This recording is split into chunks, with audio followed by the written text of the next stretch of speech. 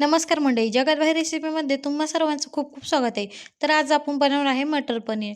तर कढई ठेवायची तापायला. कढईमध्ये तेल घालून घ्यायचं व तेल छान प्रकारे तापून घ्यायचं आहे. नंतर पनीरचे काप करून घेतलेले आहे ते घालायचे आहे. ते व्यवस्थित सोनेरी रंग येईपर्यंत परतून घ्यायचे आहे.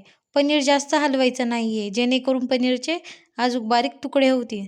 तर व्यवस्थित असं खालीवर हलवून घ्यायचं आहे. व्यवस्थित आपलं पनीर तळून झालेलं आहे. तर पनीर तळल्यानंतर ते आपण एका भांड्यामध्ये काढून घ्यायचं आहे.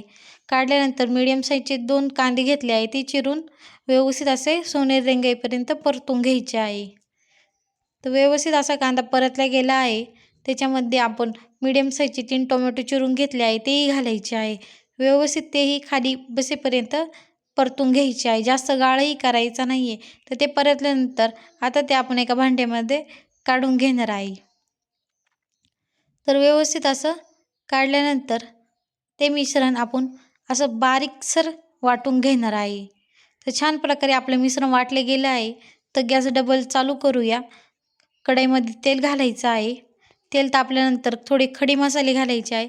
खडे मसाले व्यवस्थित परतल्यानंतर आपण हळद, पनीर मसाला, लाल तिखट घालायचं आहे व ते व्यवस्थित परतून घेतल्यानंतर आपण वाटलेला मसाला घालायचा आहे. तेही छान प्रकारे परतून घ्यायचं आहे. तेल सुटेपर्यंत मसाला परतवायचा आहे.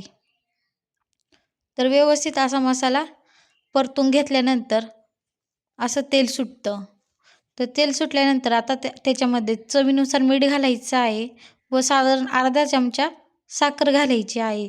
कारण टोमॅटोला आंबटपणा असतो, त्याच्यामुळे जास्त आंबटपणा राहणार नाही.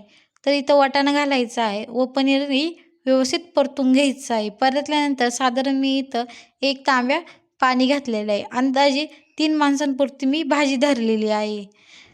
तर व्यवस्थित पाणी टाकल्यानंतर त्याच्यात आपण कोथिंबीर घालणार आहे व 5 ते 10 मिनटं भाजी चांगली खदा शिजून घ्यायची आहे. गॅसची फ्लेम लोही ठेवायची आहे. तर खदा शिजल्यानंतर तयार झाली आहे आपली मटर पनीरची भाजी.